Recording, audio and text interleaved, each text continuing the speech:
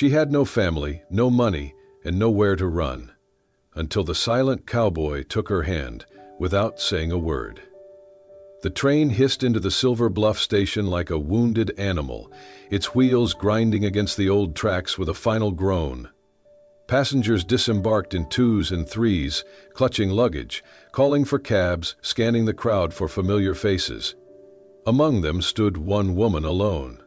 She wore a faded shawl wrapped tightly around her shoulders, and boots too large for her feet. The hem of her dress was frayed, stained with soot and dirt. Her cheeks were streaked with dust, and strands of chestnut hair clung to the dampness of her skin. A deep purple bruise bloomed along her jaw, half hidden beneath the edge of her scarf. The station master leaned out of his booth, holding a clipboard and a pencil dulled from routine. "Name?" he asked, not unkindly, just following protocol. She looked up slowly. Her voice was cracked, as if it had not been used in days. "I don't have one," she said. The man frowned. "Everyone's got a name, miss." "Not anymore." He opened his mouth to press her, but something in her eyes made him stop. It was not fear or pride, it was emptiness. He handed her a slip of paper with a half-hearted shrug and turned to the next passenger in line. She wandered through the square, clutching her small cloth bag to her chest like it held her last breath. Children stared. A merchant muttered something under his breath as she passed, something about women who travel alone. At the boarding house she knocked once, and the door was slammed in her face before she could speak. By sunset, she had found a dry patch of ground behind the general store. The walls blocked the worst of the wind. She curled on her side, using the bag as a pillow, her fingers clenched tightly around the strap. The stars blinked to life above her like cold, distant eyes. She did not sleep, not really. The cold bit at her bones, and the sounds from the alley kept her on edge. Voices echoed nearby, drunken men stumbling out from the saloon. One voice laughed. "Pretty one, that," he slurred. "Bet she'd be grateful for company," another chuckled. "Reckon she'd trade anything for a warm bed tonight." Footsteps approached. Slow, deliberate. She reached down into her boot, where a shard of broken glass had been tucked for days. Her fingers curled around it. She did not breathe. Then, silence. The men stopped. One of them muttered something too low to hear. Then the other hissed, "Grady!" She peeked through the cracks between the stacked crates. A man stood at the end of the alley, shadowed and still. His coat brushed the ground. His shoulders were broad and unmoving. He said nothing, made no threat. He did not have to. The two drunks retreated as if chased by something much colder than night. Their boots scraped the alley stones, retreating faster than they had approached. The woman did not move. The man, Grady, stood there in silence, not coming closer. But even in the dark, she could feel the weight of his gaze. He stood as if he were waiting for something, as if he knew she needed to see him, to know someone had seen her. But he never spoke, never stepped forward. After a long moment, he turned and walked away. She stayed awake until dawn, eyes open, fingers still gripping the shard of glass. When the sun finally lifted itself above the hills, the town began to stir. Wagons creaked past. Shopkeepers unbolted their doors. She sat up slowly, her bones stiff and her head heavy. That morning, the whispers began. "She came in last night. No luggage, no ring. Heard she was from the east, you know, where that fire was." Weston Grady looked at her. No one's seen him look at anyone in years. "She's trouble, you watch." But she did not hear them, or if she did, she gave no sign. She walked through the town again, knocking on back doors, asking for work. The bakery sent her away. The tailor laughed in her face. No name, no references, no chance. By dusk, she returned to the alley, too tired to cry, too hungry to stand. She leaned her head against the wall and let the tears fall, silent, slow, angry at themselves for still being possible. Then the shadow returned. She looked up, and there he was again, the man from the night before. Weston Grady. He did not speak. His face was carved from silence and smoke, lined with old scars. His eyes were gray, unreadable, like storm clouds that refused to break. He simply reached out his hand. She stared at it for a long time, and then, because she had no name, no husband, and no place left to run, she took it. The next morning the town was already waking when she stepped back into its streets. She tried again. Quiet knocks on kitchen doors, polite questions behind butcher counters. Each response was a variation of the same answer. No, no, and absolutely not. Some looked away, others scoffed. One woman handed her a crust of bread, only to snatch it back when she learned the girl had no last name to offer. By mid-afternoon, her legs trembled, her lips were dry, her stomach hollow. She made her way back to the same corner behind the general store, the only place in Silver Bluff that had not pushed her away with words. She slid down the wall, hugging her knees to her chest, and rested her head against the splintered wood. She did not hear him approach. When she opened her eyes, he was already there, Weston Grady. Same long coat, same storm gray eyes, same silence. He did not speak, did not ask. He simply stood, then offered his hand, palm open, fingers steady. She stared at it. She could have said no, she could have turned away, waited for something else, or nothing at all, but there was nothing left to wait for. And something about the way he stood there, not expectant, not even hopeful, just present, made her reach out. Her fingers touched his. Rough, warm, human, and she let him pull her to her feet. They did not take the main road out of town. He led her along a back trail behind the churchyard, through dried creek beds and narrow deer paths that twisted upward into the hills. The climb was quiet, broken only by the wind brushing tall grass and the creak of leather as his boots moved ahead of hers. He had a horse tied near the tree line. She hesitated at first, unsure whether to trust him fully, but when her legs gave out beneath her, he caught her with one arm and helped her onto the saddle. The horse moved slow and careful, as if it understood its rider was fragile. The sun was slipping behind the ridge when they reached the cabin. It looked like it had grown out of the land itself, weathered, rooted, half covered in creeping vine. Smoke curled gently from the stone chimney. No fence, no flowers, just wood, rock, and stillness. Weston dismounted and tied the reins. He opened the front door without turning to look at her. For a moment she stayed frozen in the saddle. Then quietly she slid down and followed him inside. The warmth hit her first, not just heat, but the scent. Cedar, old tobacco, something simmering. The cabin had 2 rooms barely divided by a wooden beam. In the main room stood a small fireplace, a sturdy table, shelves lined with jars and cans. The floor creaked, but the space was clean, lived in. He gestured toward the cot by the far wall. Then, without a word, he set down a basin of clean water and a cloth.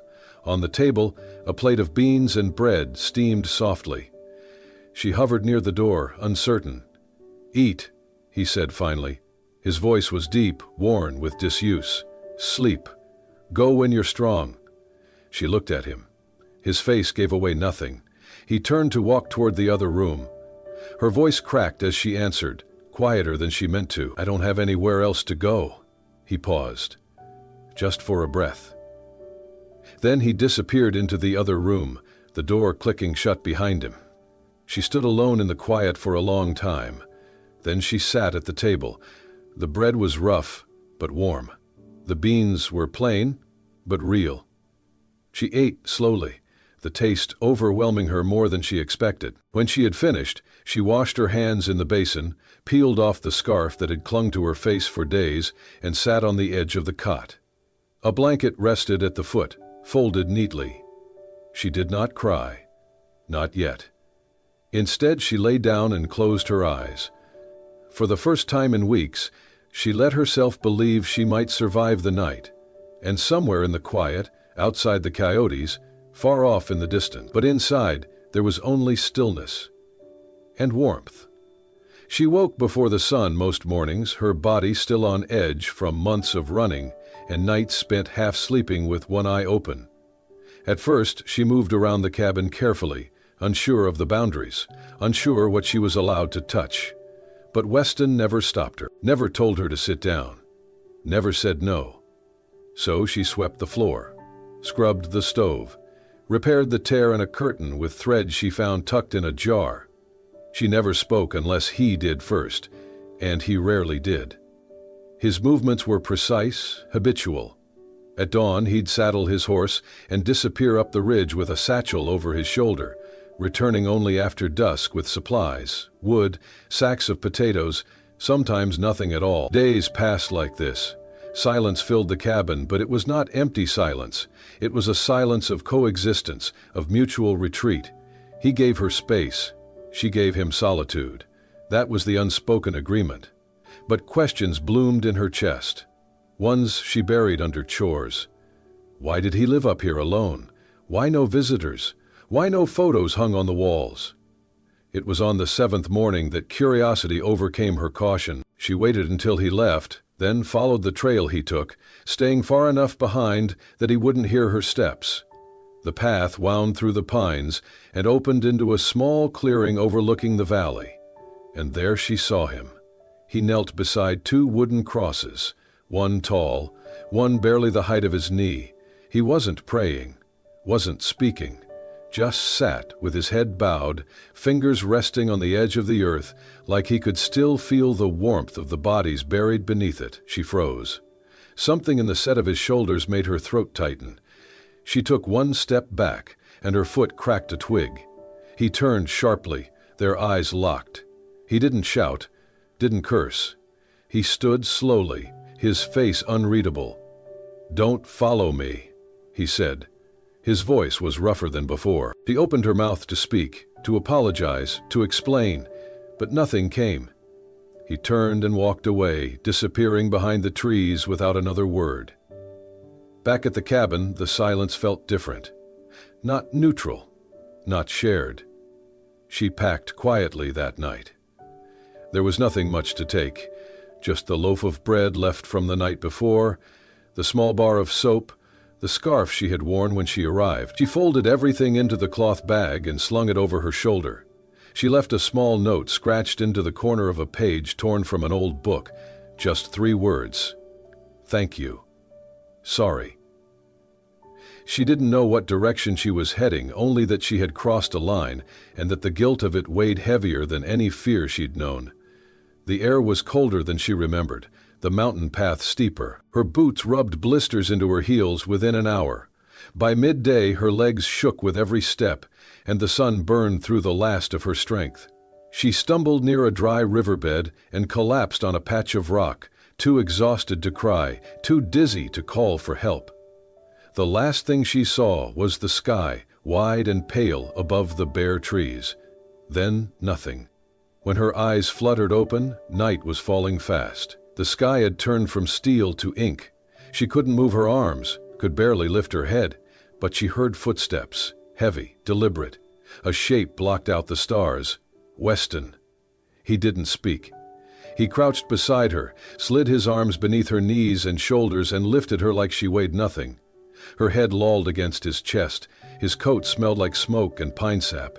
She didn't resist. She didn't have the strength to fight him, and, for the first time in what felt like forever, she didn't want to.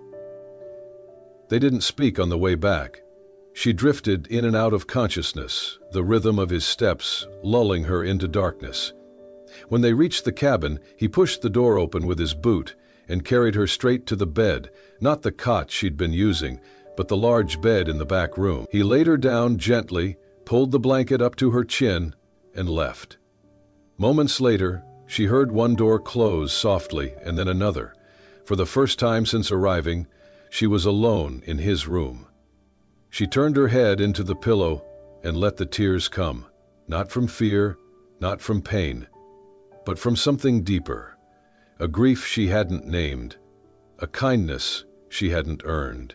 And she slept, deeply, dreamlessly, safe. The fever came like a thief in the night.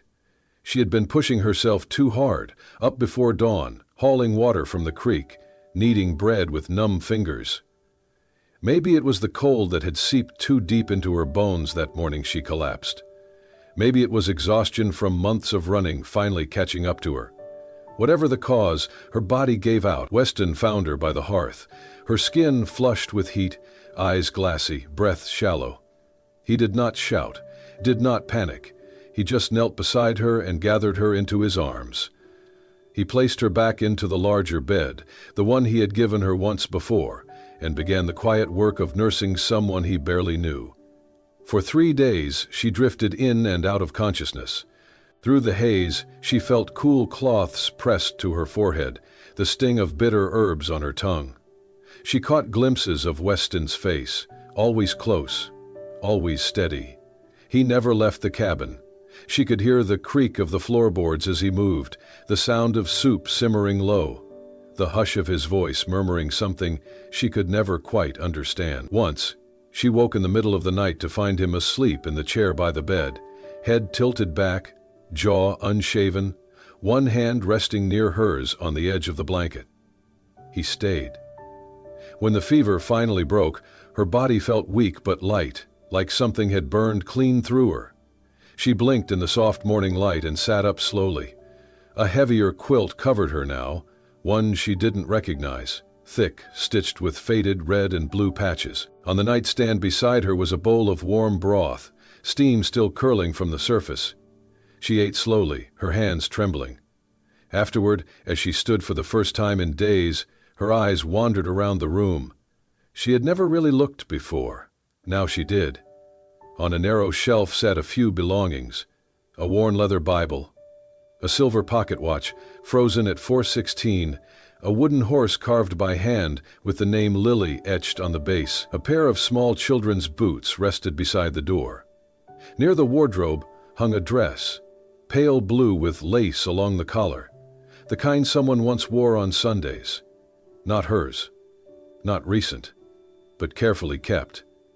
That evening, she made her way back into the main room. Weston was there, stoking the fire. He looked up when he saw her, his eyes scanning her face, checking for color, clarity. He nodded once. "You're stronger," he said. She nodded back and sat across from him. For a long time, neither of them spoke. Then, staring into the flames, she whispered, "I wasn't sick, just from the cold." Weston didn't respond, but he didn't turn away either. "My father used to say I was too wild," she continued, "too much like my mother, who he hated. When he drank, he got mean. When I turned 16, he got worse." She swallowed. "They promised me to a man, rich, older. He seemed kind until the ring was on my hand. Then it was just hands on my neck, his or my father's depending on the day." Weston's jaw tightened, but he stayed silent. "I tried to leave once. They locked me in the pantry for 3 days. No water, no light. After that, I waited. Saved what I could. And then, one night, I ran." The silence between them grew heavy, but not crushing. After a moment, Weston spoke. "I was in town getting supplies when it happened," he said quietly. She looked up. "The fire," he said. "A pipe burst in the stove. Neighbors said they didn't even scream. The smoke too fast." He stared into the flames like they still lived behind his eyes. "My wife's name was June, my daughter, Lily. She was 4. Used to ride on my shoulders, pull my ears, and say I was the tallest tree in the world." His voice did not break. It didn't need to. "I buried them behind the ridge. Built the cabin again. Stayed. They sat together like that for a long time. 2 people whose pasts had been burned down, trying to warm themselves by the same fire." That night, she slept in the cot again, but something had shifted. The air in the room was less cold. The quiet no longer bit at her. The next morning, she found a small bundle left by the front door. It was a pair of boots. Soft leather, worn in just enough to be comfortable, just new enough to feel like a gift. Tucked inside was a folded slip of paper. "For the one who walks beside me." She held it in her hand for a long time, then pressed it to her chest. He did not say much, but she was beginning to understand that Weston Grady's silence was not absence, it was presence, spoken in actions, written in the language of staying. The rumors had started weeks ago, soft as dust and just as persistent. "She's still up there," they whispered in the saloon, "living with him like a wife. Grady's taken in some runaway girl, no name, no ring. She's not from around here. Bet she's the one the papers wrote about, the judge's daughter." The murmurs traveled from porch to porch, growing teeth, and then Eli Burns rode into Silver Bluff. No one had seen him in 2 years, not since the brawl where Weston Grady broke his brother's jaw and half the saloon furniture with it. But now he was back, wearing a badge again, a new star on his chest, and a telegram folded in his pocket. It came from the capital. Missing person, female, early 20s, daughter of Judge William Corwin, last seen boarding a westbound train, suspected runaway, possibly abducted. The sketch was vague but unmistakable, especially to Burns. He did not wait for backup. He mounted his horse and rode into the hills, cold wind pressing at his collar. She was hanging clothes in the morning light when the dog barked once, then again. She looked up and saw him, tall in the saddle, tan coat dusted with trail grit, silver badge catching the sun. Weston stepped out from behind the barn, rifle slung across his back. His face was stone. The sheriff tipped his hat. "Didn't expect to see you playing house, Grady." "You're not welcome here," Weston said. Burns ignored him, his eyes shifting to her. "Ma'am, are you all right?" She didn't answer. "Name's Eli Burns, sheriff. Folks down east are looking for you. Said you were taken. That true?" She shook her head slowly. "I wasn't taken." Burns frowned. "Then why no word, no telegram, no letter home?" "I didn't want to be found." He laughed, dry and sharp. "That's not how the law works, sweetheart. You're somebody's daughter. Somebody with power. Right now you're considered missing property." Weston's voice came low and steady. "She's not property." Burns turned to him. "You think the judge cares what you say? He sent me to bring her back." He stepped toward her. "Ma'am, I'm going to need you to come with me." Then she moved, stepped out from behind Weston, and faced the sheriff directly. Her voice was clear. "If you take me, I'll scream. I'll say you hurt me. I'll say anything I have to." Burns blinked. "Excuse me?" "I'd rather die in this cabin than go back to that house." The words fell like iron. Burns stared at her. "You're making a mistake." She didn't flinch.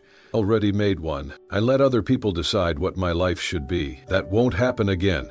Weston stepped forward, between them, his presence like a wall. "She's not going anywhere." For a long moment, no one moved. The wind cut through the trees. The dog growled softly behind the door. Burns looked from one to the other. Then he spat on the dirt, swung himself back into the saddle and muttered, "You'll regret this." They watched him ride down the trail until he vanished into the pines. Only then did Weston lower his shoulders.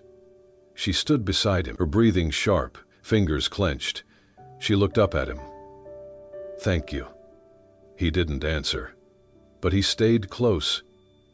That night, neither of them spoke, but something had shifted, something bold, as if, for the first time, the silence between them didn't just protect, but claimed. 2 nights later, the quiet shattered. The dog barked, once, then again, sharp and urgent. Weston was already on his feet by the time the third bark cracked the silence. He moved to the door, rifle in hand, his eyes narrowed, already knowing. She followed close behind, her heart hammering in her chest. Outside, lantern light flickered between the trees. 3 men rode toward the cabin, horses kicking up dust, their faces hard and familiar. Burns was one of them. He dismounted slowly, a pistol tucked in his belt, a lantern swinging in one hand. The other 2 spread out behind him, both armed. "I gave you a chance, Grady," he called. "Told you this wasn't over." Weston stepped out onto the porch, calm as ever, rifle raised and steady. "She's not yours," Burns growled. "You're harboring stolen blood." "She belongs to no one," Weston replied, "not even me." Behind him, she stood in the doorway, shaking, but not from fear. from resolve. The shotgun hung by the hearth. Her eyes darted to it, her breath shallow. Weston had shown her how to load it once, in case of coyotes. This wasn't coyotes. She moved quickly, hands fumbling but focused. Her fingers found the shells, loaded, stepped forward. Burns shouted, "Stand down, girl! This is not your fight," but it was. The last time someone tried to drag her away, she stayed quiet. Not now. She stepped out beside Weston. "Go home, Sheriff," she said, voice trembling but clear. He sneered. "You don't get to give orders, miss." Then he reached for his gun. She didn't think, she acted. The first shot cracked like thunder, echoing through the trees. One of the deputies screamed, clutching his leg as he dropped behind a boulder. Gunfire exploded in the dark. Weston moved with terrifying precision, firing, reloading, shifting cover. A second man went down with a cry, his shoulder torn open. Burns dove behind the water trough, returning fire wildly. Wood splintered, the porch rail shattered. She ducked behind the doorframe, chest heaving. Smoke filled the air. The dog whined beneath the stairs. Then, silence. The second deputy crawled away, moaning. The third man was still, face twisted in pain. Burns emerged slowly, both hands raised. "All right," he shouted. "That's enough." Weston didn't lower the rifle. "Go," he said. Burns looked between them, blood on his cheek, pride wounded far deeper. "You'll pay for this, both of you." "This is our home now," Weston replied, low and final. "Not yours to take." Burns spat, climbed back on his horse, and vanished into the trees without another word. Inside the cabin, she leaned the shotgun against the wall and sank to the floor. Her arms shook, her breath came fast. Weston stepped in behind her, closing the door. She looked up at him, his shirt torn at the sleeve, a shallow graze bleeding along his arm. "You're hurt," she whispered. "I've had worse." "I'm sorry she started, but he shook his head. "You did what you had to." Then, for the first time, he reached out. Not to carry her, not to shield her, just took her hand in his, rough, warm, steady. She held it back, fingers curling around his, not as a man saving a woman, but as two people choosing to stand together. After the gunfire faded and the quiet returned, Weston began rebuilding. He replaced the porch rail first, sawing and sanding cedar from the ridge, his hands moving with the quiet purpose of a man who had done this before, more than once. The roof came next, reshingled with care and steady hands so no wind could slip through again. She worked beside him, in her own way. Behind the cabin she dug her hands into the soil, turned it over, found the places where roots could still breathe. She planted rows of garlic and onion, a few sprigs of basil, and in the corner, just by the edge of the porch, she buried the last of her lavender seeds. They might not bloom, but maybe they would. They never said what they were to each other. There were no confessions, no declarations, but when Weston brought home a satchel of flour, she baked bread. When she handed him a newly mended shirt, he wore it the next day. When the firewood dwindled, he stacked more by the door, and sometimes, when the wind howled, he left an extra blanket at the foot of her bed, without a word. They became a rhythm. She swept, he chopped. She stitched, he sanded. She hummed while kneading dough. He listened in silence, sharpening his blade by the hearth. Some days he said nothing at all, but left small things behind. A packet of seeds on the windowsill, a carved spoon with her initials on the handle, a knitted scarf too short and uneven but warm. She never asked for them, but she understood. His hands said what his mouth would not. One evening, they sat together by the stove, the oil lamp casting long shadows across the wooden floor. She sipped tea slowly, wrapped in the patchwork quilt he'd mended after the last snowfall. "Weston?" she said quietly, watching the flame dance. "I've lived in many places. None of them ever felt like mine." He didn't answer right away. Then he looked at her, long and steady. "Stay, then," he said. Her heart caught in her throat.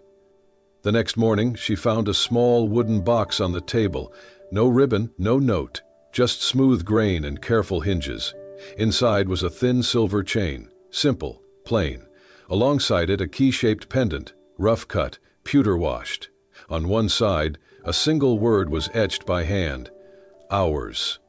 She stared at it, fingers trembling. "You made this?" she asked softly. He nodded once.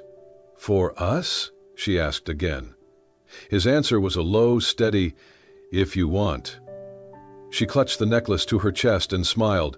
That afternoon, she hung the pendant by the door on a nail beside an old carved sign. The sign had only one word, burned into it with a heated knife years ago: home. Now, beneath it, another piece hung beside it, shimmering in the sun: ours.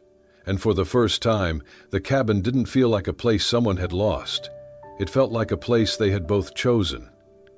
Summer came quietly to the mountain, softening the edges of everything. Vines climbed up the new cedar posts of the porch. Wildflowers bloomed in the cracks between stones. The scent of baked bread drifted from the cabin each morning, yeast and honey and something warm that felt like memory. The rhythm of their days was unspoken. Weston rode down to the valley to trade. She tended the garden, coaxing basil and lavender into life. He'd left his boots by the door now. She mended his shirts without needing to ask. One morning she stood by the open window, a scrap of old wood in one hand, a piece of charcoal in the other. She pressed the charcoal to the surface slowly, tracing each curve and line with care. Clara. Not her old name. Not the name they used in the telegrams and courtrooms and letters she never opened. This was a name she chose, one she whispered to herself at night, let settle into her bones, until it felt like it had always belonged to her. She hung the sign on a nail outside the kitchen window.